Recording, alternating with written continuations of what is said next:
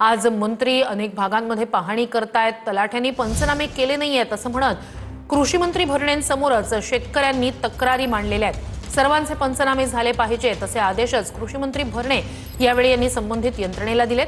कृषी मंत्री भरणे यांनी शेतकऱ्यांसमोरच फोन लावून याबाबतचे आदेश दिले। कृषी मंत्री भरणे पाहणीसाठी येताच शेतकऱ्यांनी तक्रारींचा पाढा वाटला।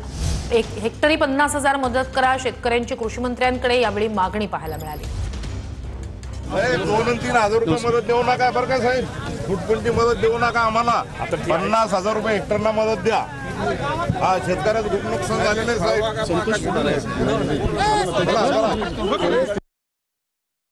साहेब 2 आणि 3 हजार रुपये मदत देऊ नका बरं का साहेब, फुटपंटी मदत देऊ नका आम्हाला। 50,000 रुपये हेक्टरना मदत द्या।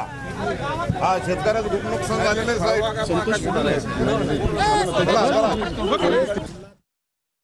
पंचनामे झाले ना त्या टायमामध्ये मक्का आहे, ह्या मक्का 5-5 फूट पाण्यात होत्या। त्या कलेक्टर मॅडमचा आदेश होता का ज्या ठिकाणी खरडलं तिथं लेट पंचनामे करा, याचे पंचनामे करू नका।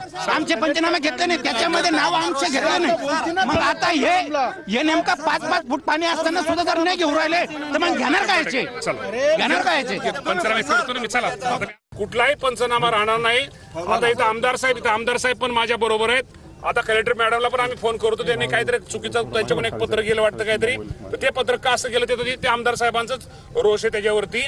तर ते पत्र कलेक्टर ही सांगतो। इथं प्राण आमच्या बरोबर आहेत। प्राण साहेब मी तुम्हाला सांगतो 1 गुंठ्यात सुद्धा ही राहणार नाही।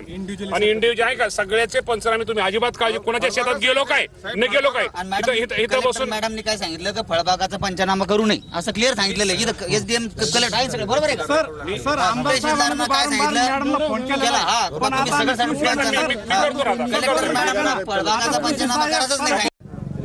हॅलो,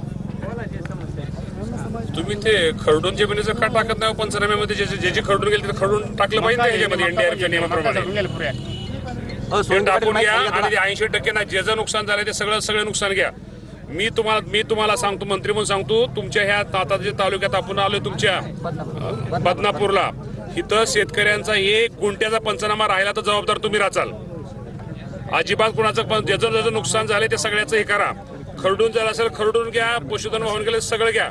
कुठलाही माझा इथला शेतकरी वंचित राहणार नाही। शेतकरी खूप आज अडचणीत आहे, त्यामुळे अजिबात कारण कोणी हे करू नका, सगळी काळजी घ्या अजिबात। आणि स्वतः जाऊन तिथं बांधावरती जाऊन आपल्या स्टाफला कृषी विभाग तुमच्या जोडीला घ्या, सगळ्यांना स्टाफला तिथं जाऊन हे करा। नाही फिरून लोक।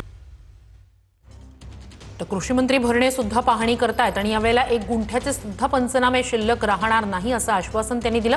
त्यांच्यासमोर शेतकऱ्यांनी तक्रारींचा पाढा वाचलेला होता। खरडून गेलेल्या जमिनीचे पंचनामे होत नसल्यासंदर्भातल्या तक्रार काही शेतकऱ्यांनी केली आणि त्यानंतर त्यांनी संबंधित यंत्रणांना याबाबतचे आदेश दिले।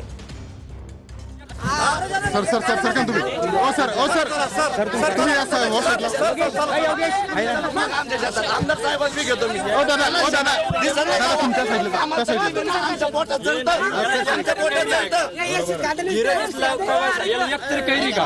खर्च सुद्धा वसूल होणार नाही आता।